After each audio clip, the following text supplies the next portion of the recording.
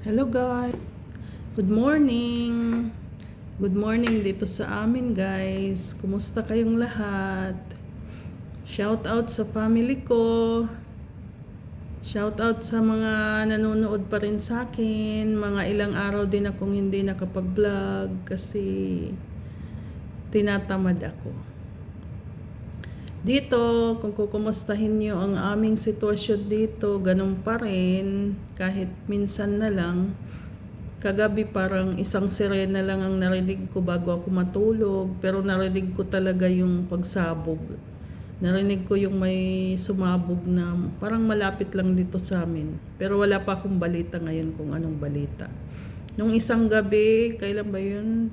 3 nights before na madaling araw na panay ang sirena, napuyat ang mga tao dito.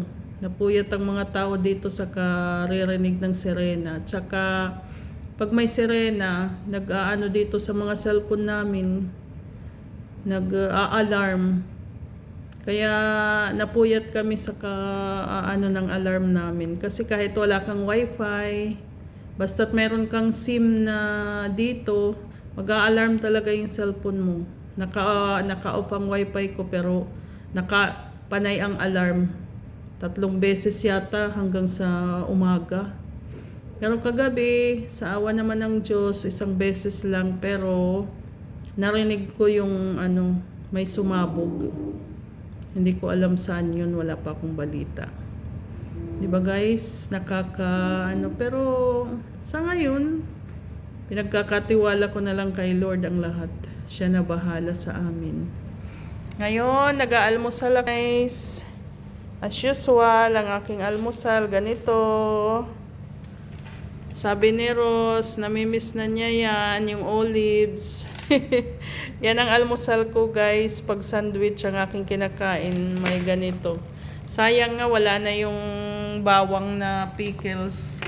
Kasi galing sa Iran daw yun gawa. Kaya wala ngayon. Hindi ako nakabili kasi walang deliver galing Iran. Iran pala yun, yung pickles na bawang na gustong gusto ko rin yun kinakain sa umaga.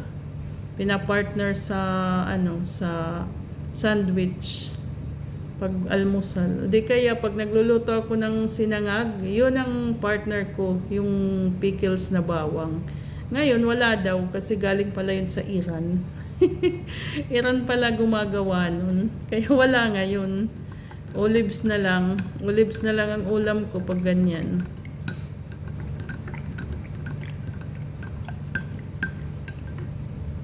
Sana nga matapos na to guys para wala na kaming kaba. Pero yung iba, ang dami nang umuwi, yung mga Pilipino. Kaya lang, problema nga pag-uwi dahil wala kaming hanap buhay dun sa Pilipinas. Paano kami uuwi?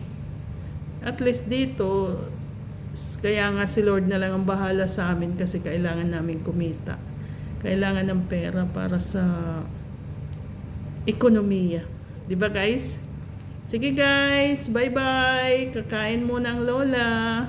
Bye-bye sa inyong lahat. At see you on my next vlog. Salamat sa mga laging nanonood pa rin sa akin. At kumusta kayo lagi at ingat kayo lagi. At syempre, lagi lang tayong magdadasal guys. Bye-bye!